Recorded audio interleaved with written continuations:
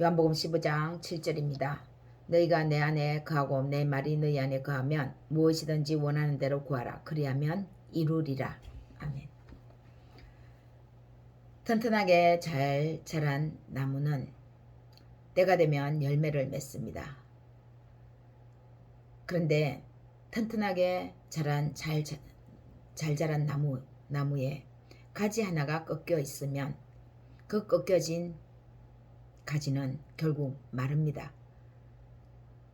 나무가 아무리 튼튼하고 싱싱해도 꺾여진 가지는 나무 뿌리에서 올라오는 진액을 제대로 영양을 공급받지 못하기 때문에 결국 마릅니다. 예수님은 우리에게 믿음은 삶의 직접적인 영양이어야 한다는 것을 가르치십니다.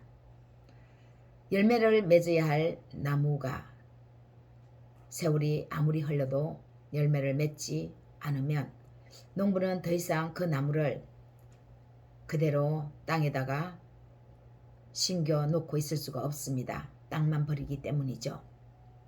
그래서 그 나무를 베어서 버리든지 땔감나무로 사용하는 것이죠.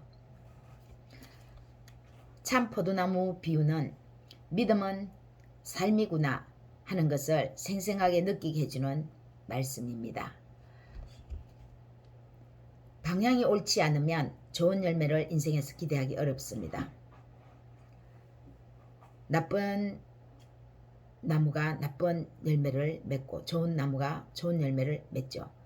제대로 진액을 뿌리에서 영양을 공급받으면 좋은 열매를 맺지만 뿌리가 튼튼하지 못하고 영양을 제대로 공급받지 못하는 나무에 붙어있는 가지는 결국은 상품 가치가 떨어지는 그런 잘 자란 열매를 맺든지 벌레가 먹은 열매를 맺든지 그런 열매를 맺습니다.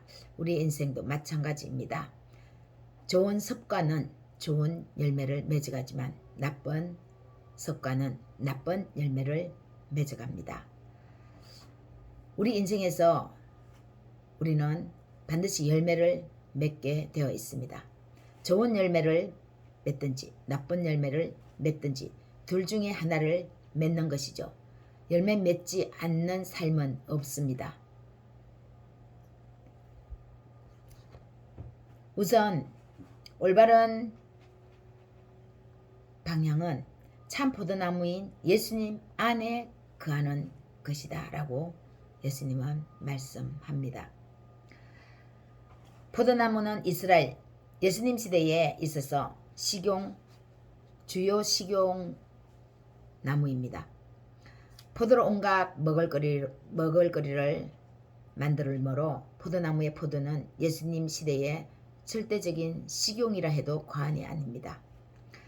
그런 포도나무에 예수님은 자신을 비유합니다. 그러나 자신은 따서 먹고 없어지는 땅에 심겨진 나무가 아니라 사람들 속에서 영원히 샘솟는 하늘의 참 포도나무라고 말씀하십니다. 하나님이 살아계시니까 살아계신 하나님의 아들이신 자신이 사람들 속에 거하면 영원히 샘솟는 참 포도나무라고 하는 것이죠. 예수님 안에 거해야 올바른 방향으로 나아갑니다. 두 번째는 올바른 기도를 해야 합니다. 올바른 기도를 해야 믿음이 삶으로 이어지고 믿음이 삶에 영향을 미칩니다. 우리 아이들 특히 수능 시험 많이 봅니다. 모든 과목 다 중요하죠. 그러나 국어를 이해 못하는데 다른 과목 이해 잘해서 잘 푼다는 것은 어불성설입니다. 이해가 안 가는 그런 뜻입니다. 같은 맥락에서 문제를 수월하게 푸는 관건이 국어의 이해가 가능해야 하는 것처럼 오늘 본문 말씀은 참 좋은 말씀이고 이 말씀을 보면 갑자기 믿음이 솟구칩니다. 무엇이든지 원하는 대로 구하라. 그리하면 이루리라. 무엇이든지 원하면 기도하면 되는구나. 맞는 말씀이죠. 그런데 우리는 인내, 함정에 빠지기 쉽습니다. 우리는 본능적으로, 감각적으로 우리의 원함을 인식시키고 글을 읽습니다. 글을 봅니다. 접합니다. 이미 우리의 의식 속에는 우리의 정욕적인 우리의 원함을 먼저 우리 자신도 모르게 인식하고 인식시키고 있는 것이죠. 15절 오늘 7절 본문 말씀은 우리에게 급하게 눈에 띄는 것은 바로 무엇이든지 원하는 대로 구하라입니다. 그러나 중요한 것은 앞에 있죠. 앞에 붙은 단서가 전제될 때에 무엇이든지 원하는 대로 구하라입니다. 이 단서, 전제로 붙은 이 말씀이 우리 삶에 직접적인 영향을 미칩니다. 결과는 무엇이든지 원하는 대로 구하라. 그리하면 이루리라. 오히려 이것이 결과인데요. 그 결과이기 이전에 우리가 어떠해야 하는가를, 어떤 습관을 가져야 하는가를 그 전제로 하고 있습니다. 이 전제가 우리의 믿음이어야 한다는 것입니다. 이 전제가 바로 너희가 내 안에 거하고 내 말이 너희 안에 거하면입니다. 이러할 때에 너희가 무엇이든지 원하는 대로 구하라. 그리하면 이루리라. 라는 예수님의 말씀이죠. 거하는 것은 함께 생활한다는 뜻입니다. 늘 동고동락 한다는 것인데 누구와 함께요? 우리가 예수님과 함께 동고동락한다는 것, 그것이 바로 거하는 삶입니다. 바로 예수님과 함께 동고동락하는 것은 그러면 무엇일까? 예수님의 말입니다. 너희가 내 안에 거하고 내 말이 너희 안에 거하면, 결국은 예수님의 말이 너희 안에 거하면, 우리 안에 거하면이라는 전제죠. 예수님 말 안에 거하려면 예수님의 말을 들어야 합니다. 예수님의 말을 실천해야 합니다. 예수님의 말을 묵상해야 합니다. 그 말이 무슨 내용인가 하고 곱씹어야 합니다. 묵상해야 하는 것이죠. 24시간 누구의 말을 제일 많이 듣느냐에 따라 그 사람의 말이 그 사람의 영향이 삶에 미칩니다. 누구의 말을 제일 많이 듣느냐? 결국은 그 사람의 말이 우리 기억 속에서 하루 종일 떠나가지 않는 것이죠. 제일 많이 생각나는 것입니다. 제일 많이 생각나면 제일 많이 영향을 미칩니다.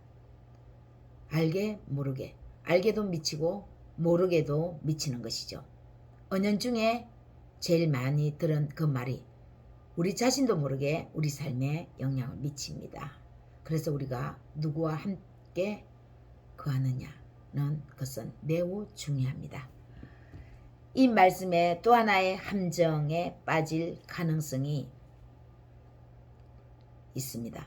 그것은 바로 우리의 간절하지 않는 마음입니다.